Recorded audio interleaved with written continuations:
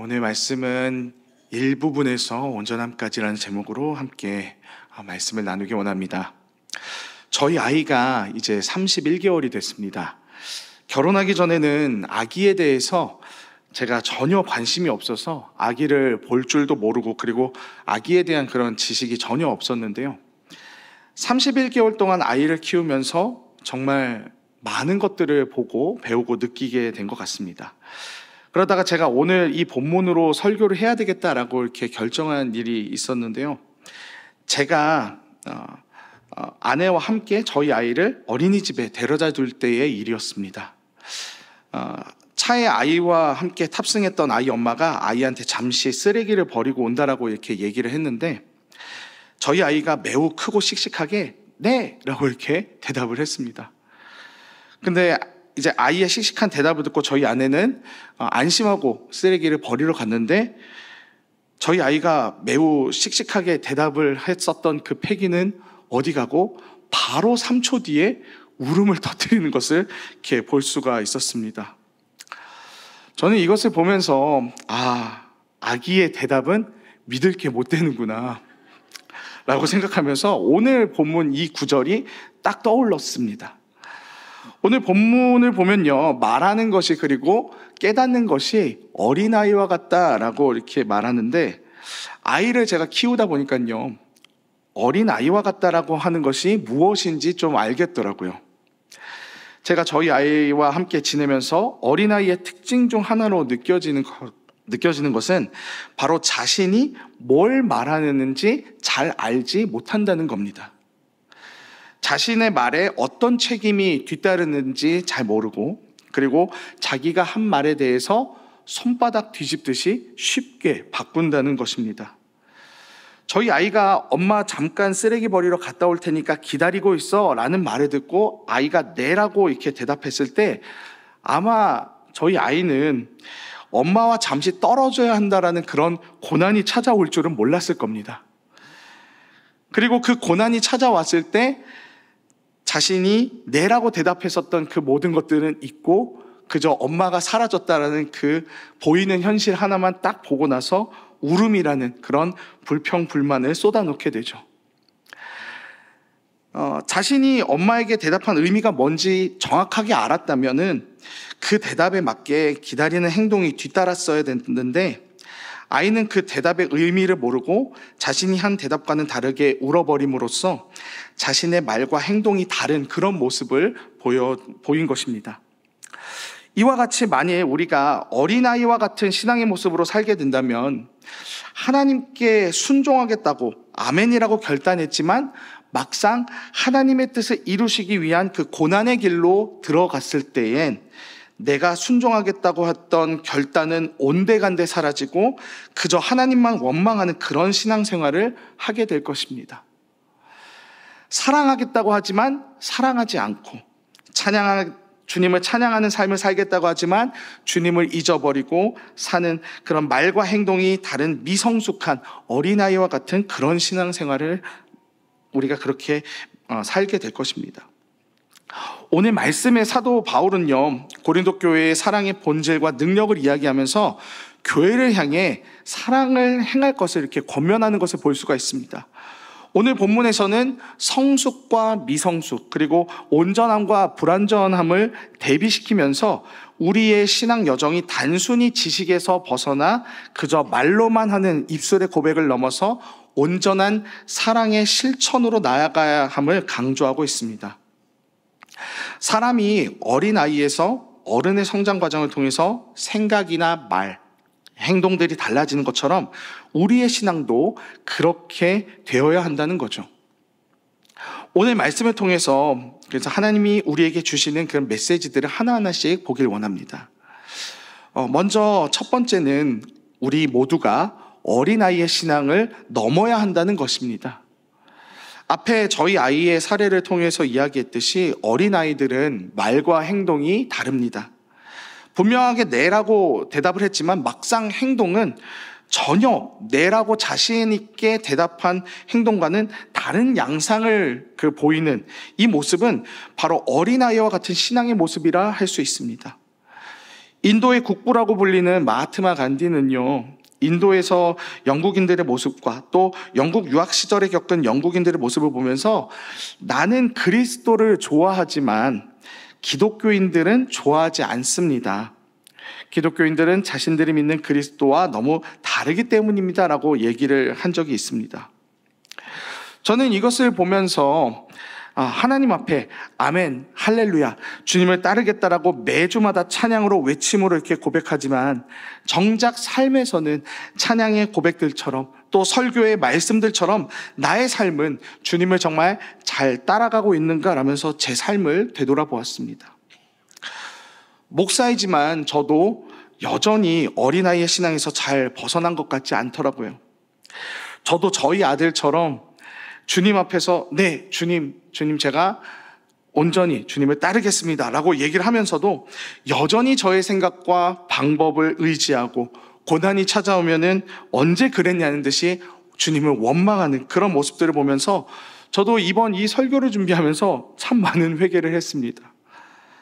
말씀이 진리가 되어야 되는데 아직도 하나님의 말씀을 진리로 따르지 못하는 그런 저의 삶을 보면서 하나님, 제가 여전히 어린아이와 같은 신앙을 놓지 않고 있군요.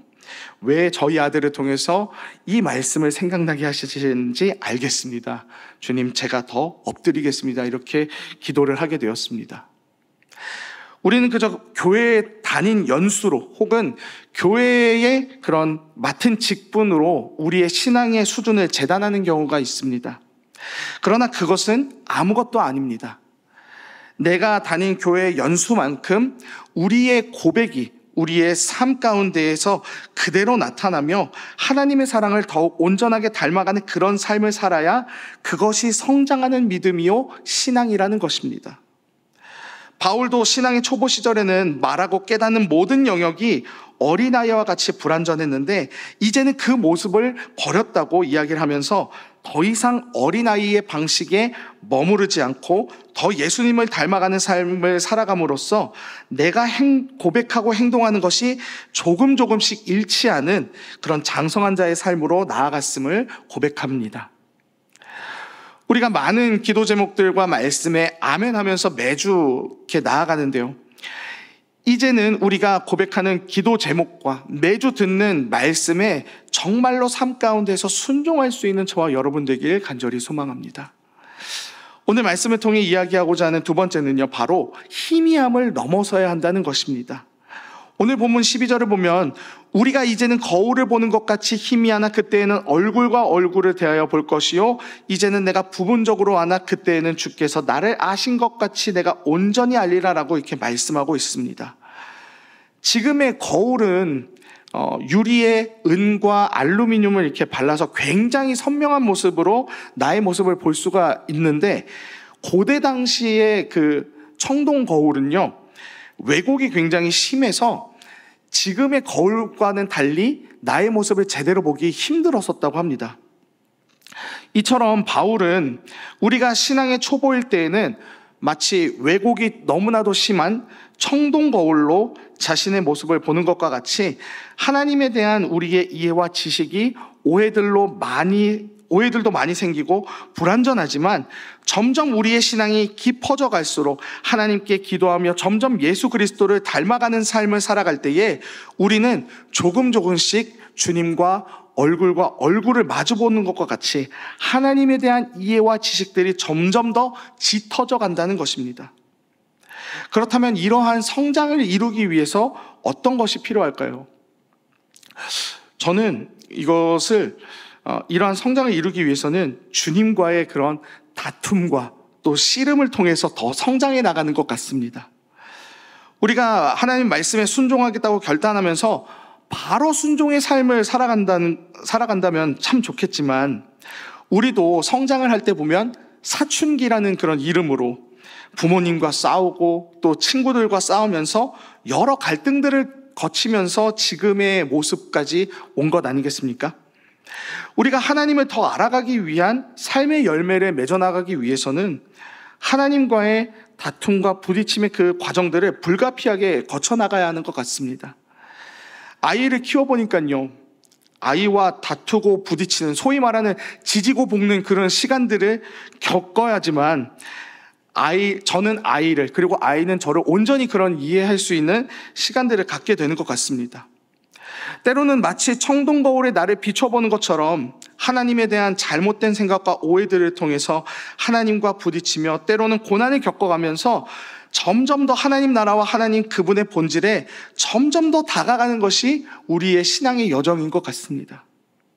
사기꾼 야곱이 고난의 시간들을 통해서 빚어져가고, 또 요셉도 다윗도 고난을 통해서 하나님이 어떤 분이시고 자신 안에 있었던 죄성들을 조금씩 버려가며 하나님 마음에 합해져가는 그런 과정을 거친 것처럼 우리들도 하나님의 오해와 잘못된 이해들로 주님과 지지고 볶는 그런 고난의 시간들을 통해서 조금씩 주님과 더 얼굴을 마주보는 관계로, 그러한 수준으로 점점 더 성장해 가는 것입니다. 그러기에 여러분, 지금 우리의 미성숙하고 어린아이와 같이 말과 행동이 다른 이런 신앙생활이 그래도 희망이 있는 것은 이것을 통해서 하나님이 일하시고 우리를 성장시켜 주신다는 것입니다. 고난과 역경을 우린 두려워할 필요가 없습니다. 왜냐하면 그 고난과 역경이 하나님과 우리를 더욱더 가까이 만들게 하는 장치이기 때문입니다. 지금 우리는 여전히 나의 말과 행동이 일치하지 않는 미성숙한 신앙 가운데 있을지 몰라도 적어도 그것에 대해 부끄러움을 느끼며 오늘 나에게 주어진 고난과 역경을 차분히 걸어나갈 때에 이전보다 더 짙은 하나님과의 관계를 누릴 수 있을 것입니다. 사랑하는 여러분, 아직 미성숙한 우리 신앙에 안주하지 말고 그 미성숙한 신앙에서부터 오는 고난과 하나님과의 부딪힘을 있는 그대로 받아들이면서 그 모든 과정을 통해 하나님의 일하심을 조금씩 보이실 주님의 신실하심을 기대하는 저와 여러분들에게 간절히 소망합니다. 우리는 여전히 성숙을 향해 달려나가는 중입니다. 하나님과 얼굴을 마주보는 것과 같은 그런 짙은 만남의 관계를 향해서 달려나가고 있는 중입니다. 우리 삶의 어려움과 고난들은 하나님이 자신을 드러내시기 위해 희미하고 왜곡된 것들을 없애시기 위한 담금질의 과정일 것입니다. 고난과 역경으로 좌절하는 것이 아닌 희미한 하나님과의 관계를 더 짙게 만들어주시려는 주님의 신실하신 인도하심을 기억하면서 오늘도 삶을 살아가는 저와 여러분들에게 소망합니다. 마지막 세 번째는요, 바로 사랑으로 온전함을 이루자는 것입니다. 바울은 고린도전서 13장이라는 사랑장을 통해서 결국 세상에서 성도를 온전하게 보여주는 것은 사랑이라는 것을 알려주고 있습니다. 베드로전서 4장 8절을 보면 무엇보다도 열심으로 서로 사랑할지니 사랑은 허다한 죄를 덮느니라 라고 이렇게 말하고 있습니다. 예수님은 우리를 위해서 십자가에 달려 돌아가셨습니다. 그분의 십자가 보혈의 그 희생으로 인해서 우리 죄의 모든 문제들은 해결되었고 새 생명과 희망을 얻게 됐는데요. 예수님께서 이러한 은혜를 우리에게 주신 이유는 바로 그분의 사랑 덕분입니다. 결국 우리가 우리의 성숙을 세상 가운데 보이고 희미한 하나님과의 관계에서 더 깊고 짙은 하나님과의 관계를 누리기 위해서는 우리가 있는 그곳에서 사랑을 보이면 되는 것입니다. 우리의 온전한 모습은 다른 사람들에게 사랑을 전하고 베푸는 삶의 모습이 바로 우리의 그 온전한 삶의 모습일 것입니다. 이러한 예수 그리스도의 사랑이 없다면 우리는 온전한 그리스도의 길을 갈 수가 없습니다. 사랑하는 여러분, 지금 우리 삶에 지금 사랑을 실천하고 계십니까? 어린아이와 장성한 자의 차이를 보자면 어린아이는 자기 자신만을 사랑하기에 급급하지만 장성하고 성숙한 자는 남을 이해하고 포용하며 사랑할 수 있다는 것입니다. 사랑의 포용 범위가 달라지는 거죠. 지금 우리의 신앙은 어떻습니까? 나의 잘됨만을 구하고 있는 신앙생활입니까? 아니면 누군가를 위해 중보하고 사랑하기 위해 하나님께 간구하며 예수 그리스도의 사랑을 닮아가기 위한 신앙생활입니까? 제가 결혼 생활을 하고 또 아이를 키우면서 느끼는 것이 사랑하는 것이 정말 어렵다는 것을 다시 한번 좀 깨닫게 되는 것 같습니다. 사랑을 하기 위해서는 내가 하기 싫은 것도 희생해야 되고 헌신해야 되고, 그것을 이루기 위해서 정말 많은 에너지를 써야 된다는 것을 결혼 생활과 아이를 키우면서 많이 느끼게 되는데요. 제일 가까운 사람도 이렇게 온전히 사랑하는 것도 쉬운 게 아닌데, 우리가 생판 모르는 남을 넘어서 원수마저 사랑하시는 예수님의 사랑을 닮아가는 그 수준까지 간다는 것은 참 어려운 일일 겁니다. 그러나 주님께서 우리에게 은혜를 주시며 오늘도 주님의 말씀과 우리 삶 가운데에 고난과 역경들을 통해서 우리가 주님의 사랑을 닮아가고 알아갈 수 있게끔 한 걸음 한 걸음 오늘도 인도하시는 주님을 따라간다면 우리는 그 예수 그리스도의 사랑을 조금씩 이뤄갈 수 있을 것입니다. 오늘도 주님은 우리에게 사랑을 가르치기 위해서 우리 이 자리에 부르셔서 많은 사람들과의 그 교제를 허락하셨을 줄 믿습니다. 오늘 함께하는 사람들과 그리고 나의 가족들에게 주님의 사랑을 보여주고 실천하는 저와 여러분들에게 간절히 소망합니다. 말씀을 정리하고자 합니다. 최근 목회 데이터 연구소 조사에 의하면 청년들이 교회를 등지는 이유에 대해서 이렇게 조사를 해봤다고 합니다. 그 중에 52%의 청년들이 교회 안의 위선과 이중성 때문에 교회를 떠난다고 이렇게 응답했습니다.